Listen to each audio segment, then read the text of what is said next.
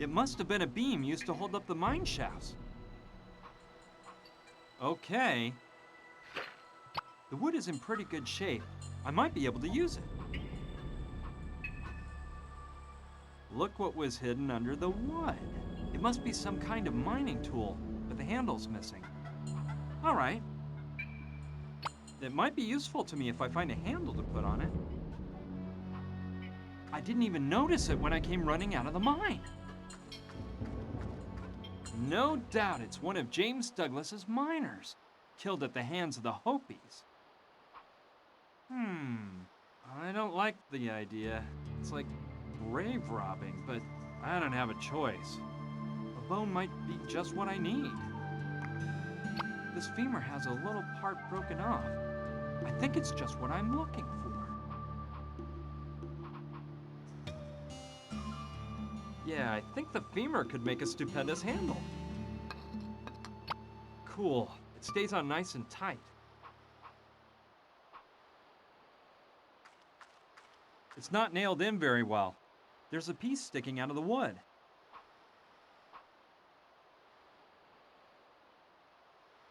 Okay, I'll take out the nail. It's pretty long, but it might come in handy.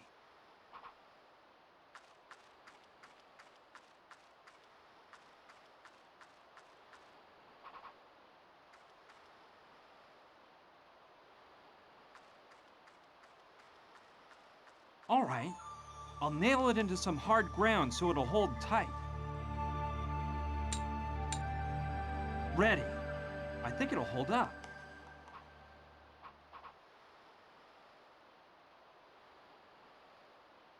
Come on, the rope has to be well attached to the nail.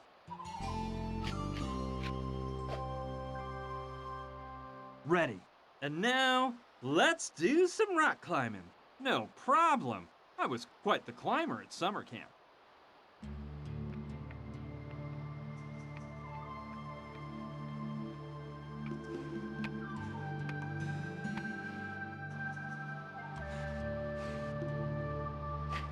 Gina! Brian! I can't believe it! You're alive! How did you get here? Long story. When I fell down that hole, I hit my head and passed out. I don't know how much time passed before I woke up. When I came to, it was totally dark. My leg was throbbing. I dragged myself on hands and knees through the mine shafts, trying to find a way out. Finally, when I thought I was about to faint, I reached a shaft with light. I could see the sunlight at the end of the tunnel, so I got a second wind and forced myself toward it.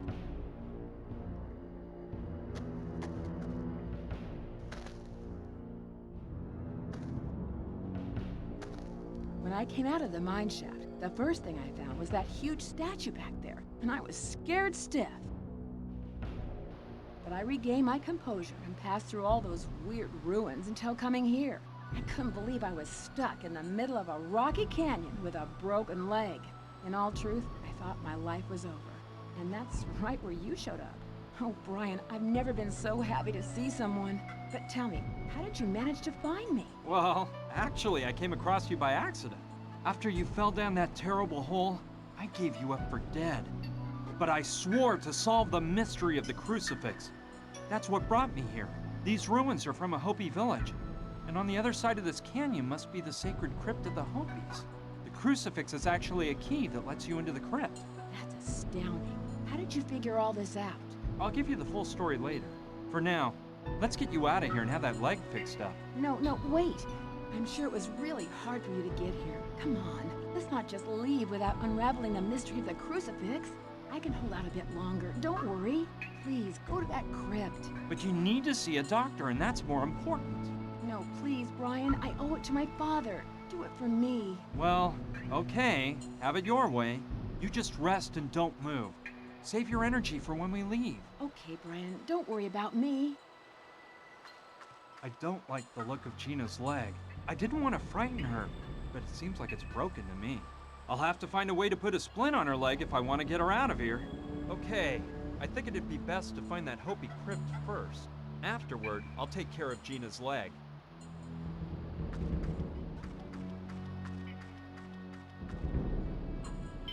Great. Let's look around and see if I can get a handle on this. Yeah, I bet the sacred crypt is up on the cliff up there. Man, it's not gonna be an easy walk. I can't stand those rickety old suspension bridges. Well, I can't turn back now, so off we go.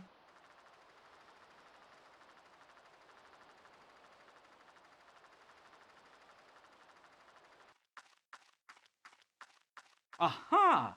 This must be the entrance to the crypt. And that weird monolith over there must be some kind of door. That's no small nick. It's an actual keyhole.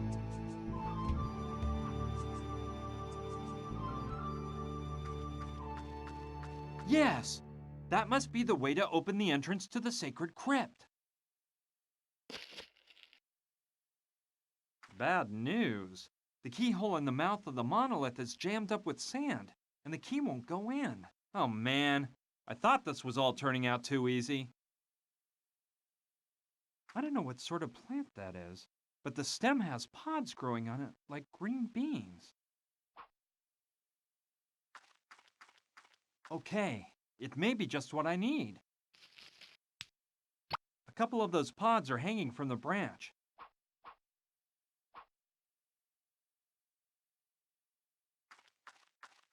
Yeah, I think it could be used to clean out that sand. Ready.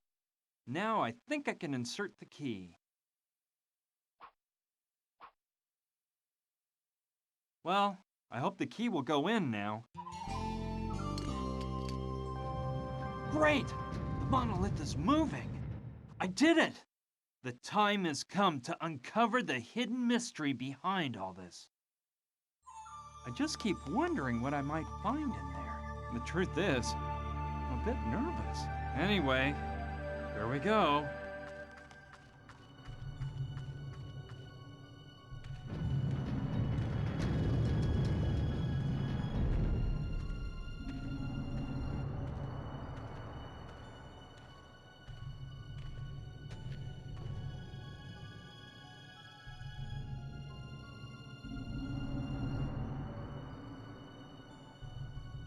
Hello, my young friend.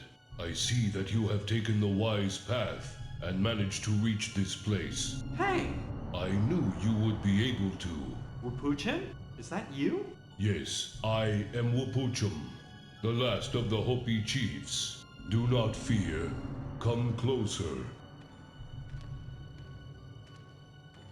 But what are you doing here? I don't get it. There is nothing to get. Listen, you do not know it, but this is what you have come in search of. But that's... I know what it is. The man who put it here brought dishonor to his Hopi blood by hiding it in this sacred place. It is up to you to remove it and distance this rotten seed from our pure land. Who does it belong to? I am not the one to answer this question.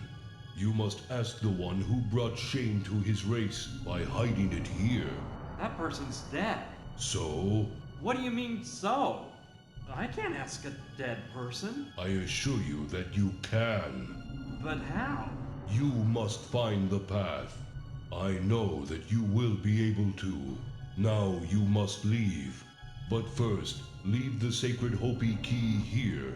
This sacred place must never again be desecrated. Okay, I understand. Here you go. Thank you. Thank you, Chief Wapuchim. Will we ever meet again? Someday, my young friend. Goodbye, and may Okiwak's light shine on your path. Same to you, Wapuchim. Goodbye.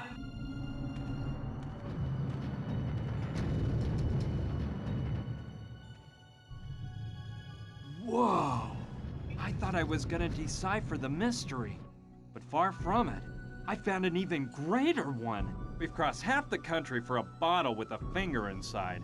It is a real human finger, I'm sure of it. Bottled in formaldehyde to preserve it properly. But who in the world does this finger belong to that it would be so important? And there would be so many people willing to kill to get it. And as for finding Wapuchim inside there, I'd rather not even talk about it. This is all nuts! Anyway, I'll eventually think of a plan, After we get Gina back and get her leg fixed up.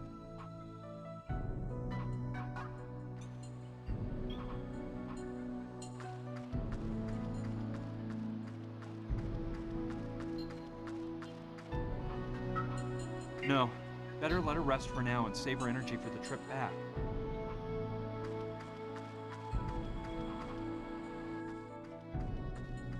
From up close, that statue looks even more amazing. That face is really intimidating. Now I know how the earliest miners of Douglasville must have felt when they saw this.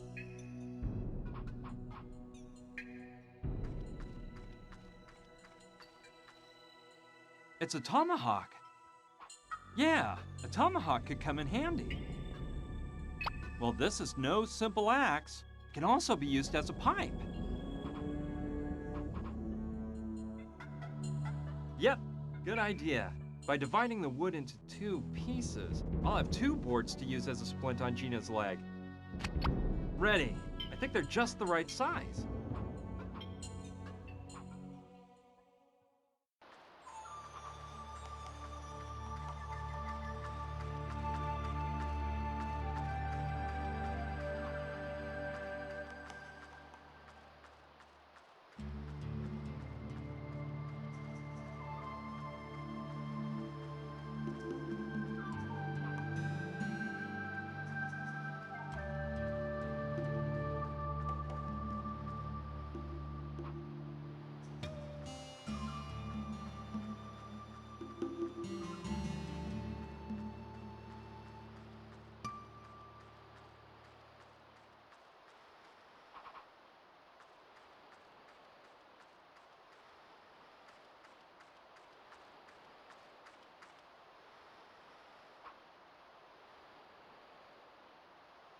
Yes.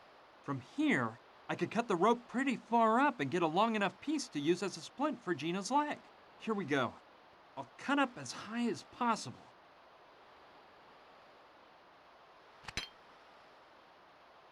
Done.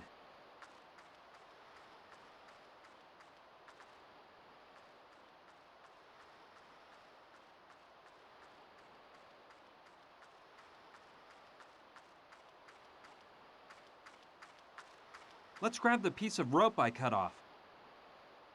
With this bit, I'll have enough to make a splint for Gina's leg.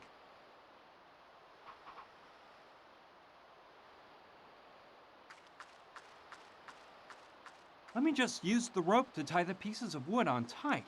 That'll make a good splint. Let's see. Gina, try not to move. I'm gonna put a splint on your leg.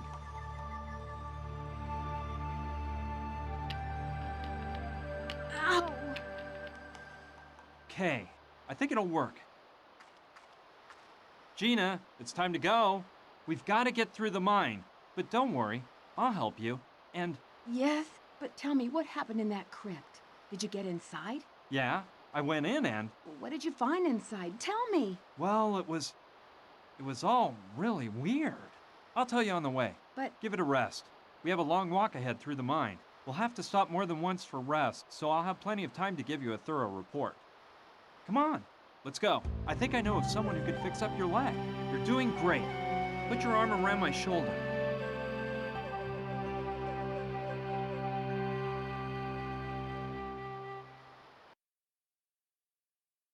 Oscar, my friend Gina has an injured leg. Mama Dorita can cure her, right? Of course. Come on, get in here. Would you believe? Gina was alive! I was flabbergasted to find her after thinking I'd lost her forever. As for the mystery we were trying to solve, we were almost worse off than in the beginning. All we had was a human finger in a bottle of formaldehyde, and that was an even greater mystery than the crucifix itself.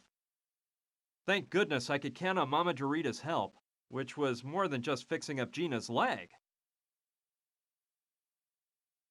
Now then, a bit of rest while the master plaster I've placed on her takes effect, and she'll be just like new in a short while. In the meantime, your little girlfriend had better stay here and not move a step. Thank you so much, Mama Dorita. You are so kind, ma'am. De nada.